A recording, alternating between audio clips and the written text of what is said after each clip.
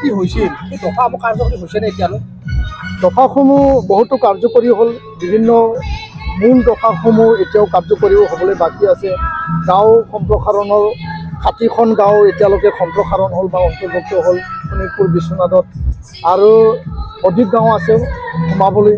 ইয়াত 60টা সমষ্টি মানে বঢ়াব লাগে বা 60টা সমষ্টি পৰিষদীয় সমষ্টি হ'ব লাগে, সেইখিনি বনাব লাগে।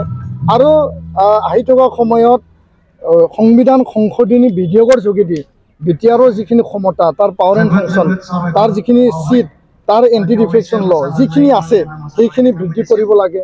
আৰু কাৰ্বি আংলঙৰ বড়ো কছাৰীৰ জনজাতি পাৰ্বত্য মৰ্যাদা, বড়ো কছাৰী কাউন্সিলক অধিক ক্ষমতা সম্পন্ন কৰা, আৰু আনপিনেদি প্ৰভিন্সিয়েলাইজেশ্যন যি প্ৰাদেশিকৰণ যি এটা তাত দফা ক্লজ আছিল, সেই ক্লজটো এতিয়াও মাত্ৰ কলেজৰ ক্ষেত্ৰতহে ৰূপায়ণ কৰা হৈছে। আন যিখিনি স্কুল কলেজ হায়াৰ ছেকেণ্ডাৰী আছে এতিয়াও ৰূপায়ণ কৰা হোৱা নাই। আমি দাবী জনাইছোঁ, আৰু NDP ৰিলেটেড যিখিনি আছে সেইখিনিও নিষ্পত্তি কৰিব লাগে বুলি আমি কেন্দ্ৰীয় ৰাজ্য চৰকাৰক আমি স্পষ্ট ভাষাৰে আমি দাবী আহ্বান জনাইছোঁ।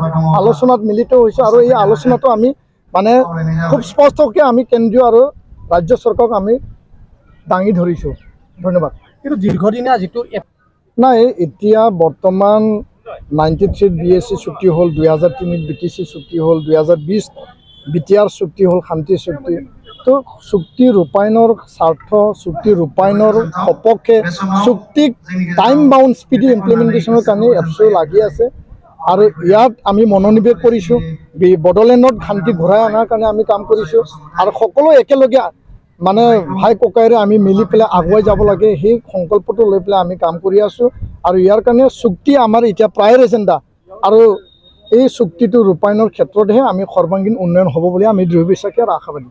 ৰাজনৈতিক যি এটা মানে সংঘাতৰ যি পৰিৱেশ, সেই পৰিৱেশটো আমি নাইকিয়া কৰিব বিচাৰিছোঁ। কিয়নো হাগ্ৰামা মহিলাৰী ডাঙৰীয়া হওক, বিজি ব্ৰহ্ম ডাঙৰীয়া হওক, ৰঞ্জনা নাৰ্জাৰী, ৰবিৰাম নাৰ্জাৰী ডাঙৰীয়া, প্ৰমোদ বড়ো ডাঙৰীয়া, আন নেতৃবৃন্দসকল একেটা গ্ৰুপৰে একেটা পৰিয়ালৰে সেইসকল নেতৃত্ব দিয়া সংগ্ৰামী নেতা আছিল। আজি UPPL আৰু BPF দুটা ৰাজনৈতিক দলত বিভক্ত হৈ আছে। সেই বিভক্ত হোৱা পৰিয়ালটো আমি এক হ'বৰ কাৰণে আমি আহ্বান জনাইছোঁ।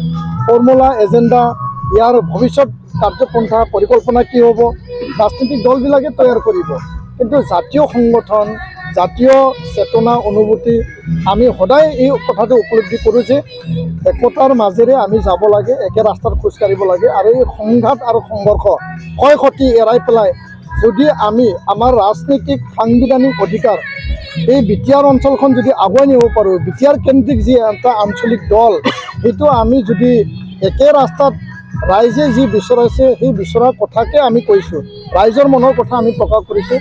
আমাৰ দায়িত্ব আমি পালন কৰিছোঁ, বাকী তেওঁলোকৰ কৰণীয় তেওঁলোকে পালন কৰিব লাগে।